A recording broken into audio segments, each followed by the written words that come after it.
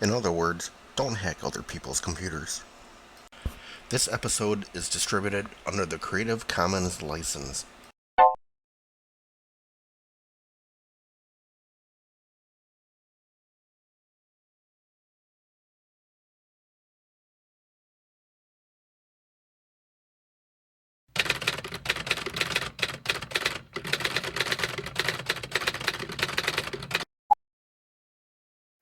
Unorthodox Hacking, Episode 4, MS SQL.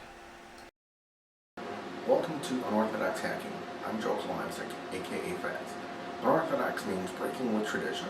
I hope to guide you on traditional and not so traditional hacks, along with various ways to mitigate those hacks. All demonstrations are for research and educational purposes only. In episode 3, we demonstrated how to get a shell in an Oracle database. Keeping with the database exploitation theme, we will do the same against a Microsoft SQL server. Besides the full-blown SQL package that you can buy from Microsoft, many developers have opted to distribute a lighter version called MSDE, or SQL Server Express, for the latest version, with their applications. You can often find an MSD installation in many free and shareware applications on the internet, and even in corporate software such as the various antivirus products, and even Microsoft Visio if you install the auto discovery add-ons. More often than not, you're not even aware that these databases were silently installed. Worse yet, they are often lagging far behind in patches, and in most cases, don't even have a password for the default superadmin or SA account, which we'll exploit later. While the the Slammer worm from about a year or so back took out many of these installations, new ones constantly pop back up, just waiting to be hacked. So the first thing we're going to do is try to find a SQL server. Using trusty Nmap, we'll perform a scan looking for port TCP 1433, which is the default TCP/IP port that MS SQL listens on.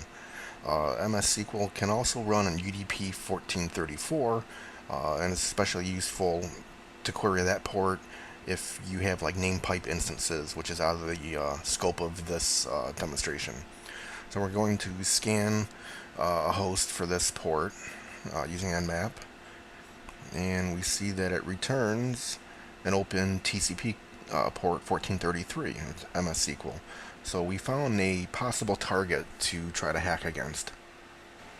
Okay, next we actually have to establish a connection to the MS SQL database. Just for posterity, we'll be doing these hacks from a Linux machine to a Windows machine just to show that you don't need the Microsoft clients to talk to SQL servers. So what we'll use is the TSQL command line utility, part of the free TDS suite from www.freetds.org. We'll pass it the IP address we want, the username, which is SA, which is a default superadmin account in MS SQL, and then the port number we want to connect to. When we're prompted for the password, the very first thing to try is just press enter, like using a blank password. That's what we're doing in this case, and we got right in. Therefore, this machine is basically ours now. MS SQL offers a easy way to call out to the operating system. They have a module called XP underscore command shell, which you can pass like DOS and Windows commands to, and it will happily execute them, providing that the SQL server is configured to do so, which by default most of them are. So in this case, we're going to run exec XP underscore command shell, and then just the dir command to push a directory listing. As you see here, it coughed up a directory listing of the Windows System 32 directory. So we pretty much have a foothold into the system, and we can do pretty much anything we want. Next, by using the XP command shell, again, we'll do a who am I just to see who the SQL server is running as. In this output, you see it's running as the user system, which, if you recall from episode 1, system is an all-powerful built-in account in Windows, which has oftentimes greater privileges than even the local administrator account. Well, at this point, we have full control over the system. We have the equivalent of a shell, however, we have to use the SQL statements and XP command shell to run our commands. Uh, what we really want is to get full interactive shell access. So what we'll do is we'll run another XP command shell module or statement, and this time we'll TFTP netcat down to the local system. So basically we just push the TFTP command with the appropriate parameters inside of the XP command shell module, and it will happily run that for us. So you see here that it transferred a file down. Now we're going to actually run netcat so we can establish this two-way shell access into the system. So we once again just run netcat with the appropriate parameters. We're going to have it listed on port 1234, and when a connection is established, run command.exe, and we go, and we should have netcat listening on port 1234. Okay, let's try to telnet from our Linux machine to the port that we opened up with that netcat listener on that Windows machine. Remember, it was port 1234, and we have access. So here we can do a directory command, and we see the contents of the Windows system directory. We can run a whoami, and it shows again that we're running as system. So we'll exit out of here, and just to show that we are running on Unix and this wasn't staged, we'll just do a uname command on our local system, and you see that we are, in fact, we're coming from a Linux machine to this Windows server. So at this point in time, we can upload rootkits, trojans, we can create accounts, we can disable the firewall, we can do pretty much anything we want to this system. It is owned in a big way. So one of the first things that you should do is see if you have an MS SQL server listening. Sometimes the server won't be started until your application actually launches. So you may want to run a periodic netstats or look in your services control panel and see if you have Microsoft SQL Server installed and set to like a manual state. Also, you can use the same TSQL or OSQL, which is the Windows version, which will gain you access to the command line or console mode. And you can do an exec sp configure, which will dump out all the current settings and how the system is actually configured to run. You see here there's the XP command shell module. 0 means it is available. 1 means it's not available.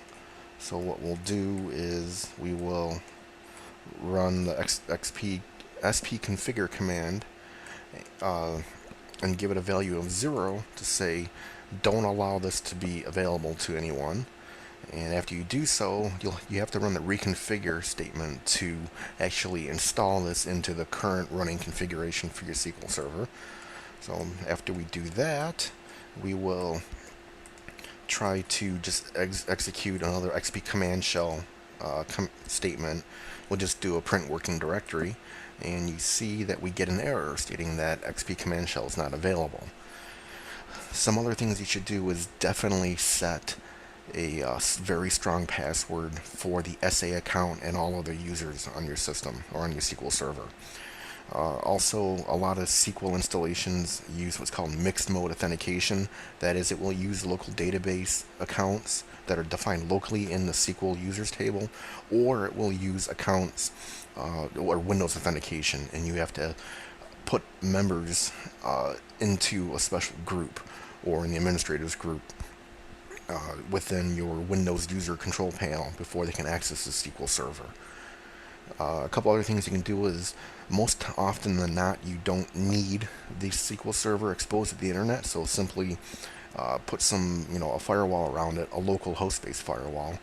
Also, if you have like a corporate environment, or you have availability to the MS SQL Manager, or if you dig around the internet, you can find little scripts you can run, which will actually disable the TCP/IP listener and have it use just a name pipe instance on the local machine, so you don't even see a TCP 1433 port available. However, in most cases, you will see UDP 1434, in which applications such as the Slammer worm took advantage of this, which could query that port and find the name pipe instances of the SQL server that was running, and then just come in through name pipes.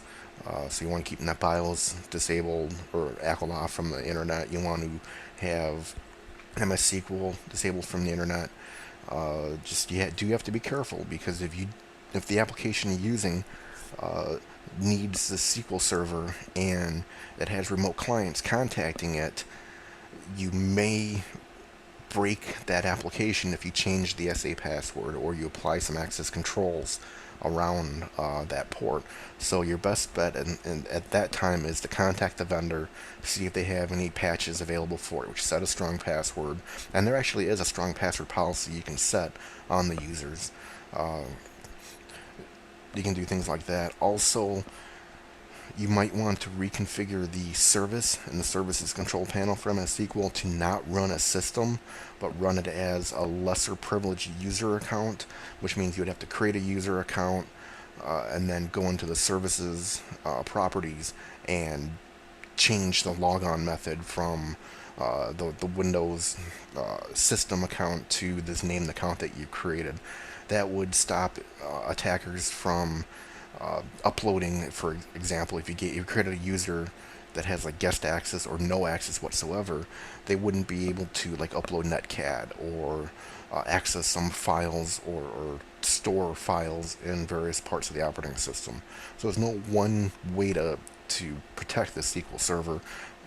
You should do like a layered defense where you disable a listener or ACL it off, uh, use a strong password, go through the XP command shell, and turn that off. And there's a lot of other XP underscore type utilities which allow you to gain access to the registry and other Windows functions that you should disable, because just by disabling XP command shell prevents someone from getting a running commands natively. However, they can still manipulate the registry, and there's still a handful of XP underscore commands which can allow an attacker to still gain access to your system.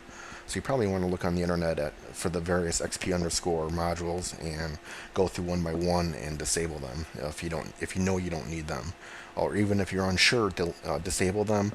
And if your application causes problems, then you can go and re-enable them one by one until you find out which one it is.